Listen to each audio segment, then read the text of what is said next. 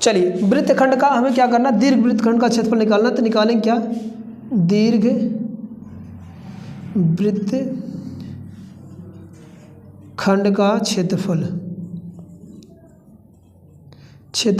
देखो दीर्घ वृत्तखंड का क्षेत्रफल निकालेंगे, बड़ा वाले का क्षेत्रफल निकालना मुझे, हमें लघु का मिल गया है, और पूरे सर्कल का यानी पूरे वृत्त का क्षेत्रफल हमारे पास क्या होता है, पाई आर स्क्वायर होता है।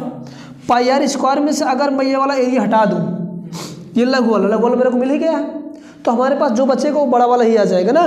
तो होगा क्या, वृत्त का क्षेत्रफल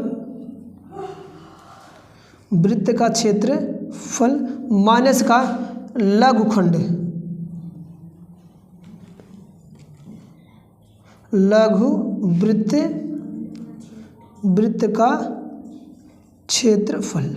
ठीक है, वृत्त का क्षेत्रफल हम लोग जानते हैं क्या होता है, पाई आर का स्क्वायर माइनस लघु का हमें निकाले हैं, लघु वृत्तखंड का क्षेत्रफल हम लोग निकाले, कितना आया है आप लोग निकाले थे हम लोग, कितना आया था हमारे पास, हाँ लघु वृत्तखंड का 36.3, तो यहाँ पर 36.3 आ जाएगा। इसकी वैल्यू निकाल लो, पाई की वैल्यू होती है कितना 3.14, और इसकी वैल्यू होती है 20 गुणे का यानी 20 का वर्ग करेंगे कितना होगा 400, डायरेक्ट कर दो 400 माइनस का 36.3, इसको यहाँ पर कैलकुलेट कर दे रहा हूँ यहाँ से।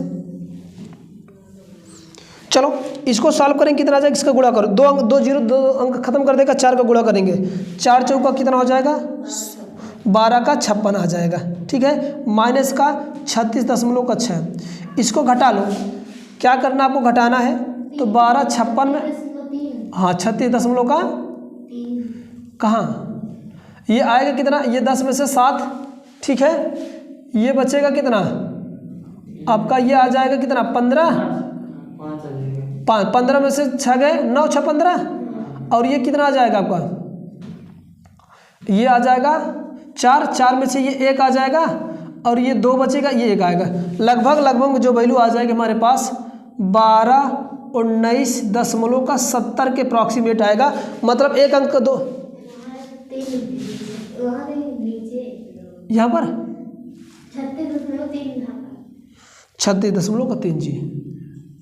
अब ये अप्रॉक्सीमेट वैल्यू दशमलव में है, अगर यहाँ पर देखो इसकी वैल्यू हम लोग और 2-3 अंक तक लेकर टर्म जाएंगे तो इसकी वैल्यू तो कुछ और हमारे पास और अप्रॉक्सीमेट आएगा, तो मतलब इसका जो एरिया आएगा ये किसका आया आपका, दीर्घ वाले का, दीर्घ वृत्तखंड का जो क्षेत्रफल आएगा वो आपको कितना आ जाएगा 2019.70 के अप्रॉक्सीमेट आएगा। ठीक है ना, तो ये इसका इस तरह से आपको इसको निकालना है। 2 पूछा था, दीर्घ वाले का ये आएगा, लघु वाले का ये आएगा। ठीक है, चले आगे चलते हम लोग।